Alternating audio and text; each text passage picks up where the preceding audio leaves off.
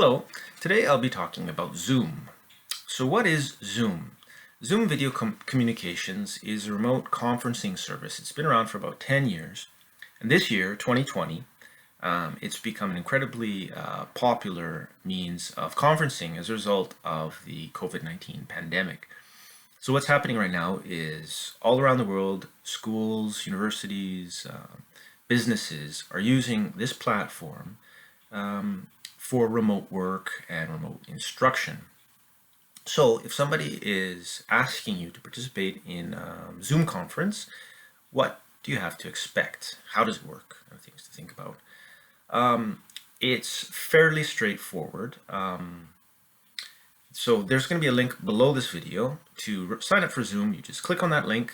You'll just need your email address, and you'll enter your email address, and then you'll register yourself, and you'll download the Zoom software onto your computer.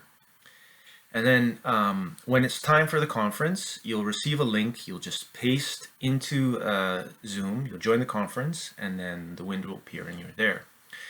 There are some more things to consider if you're the person who's hosting a conference. You as a host can determine some settings. For instance, in Zoom, there's a good feature is you can share documents or files.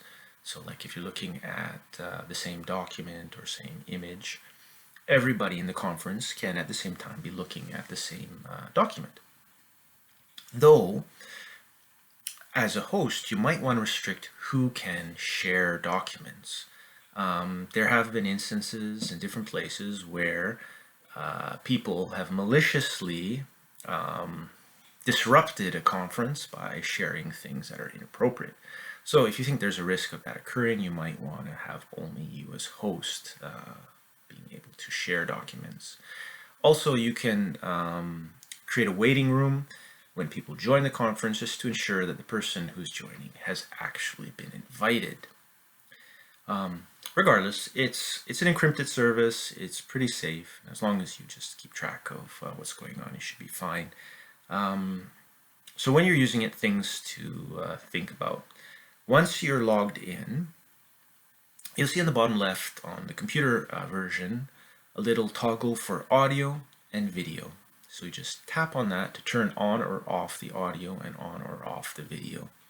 Note, the host can also mute people. So let's say somebody in the conference is answering a phone call or something, the host can mute that person so it doesn't disrupt the conference.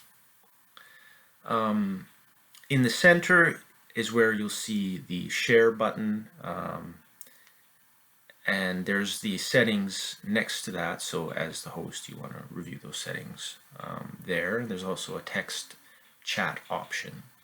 It's a pretty straightforward program to use. If you have any trouble and you'd like help on this or any other tech matter, you can contact me. My email is mmerlino, mmerlino @prpl.ca. Thanks.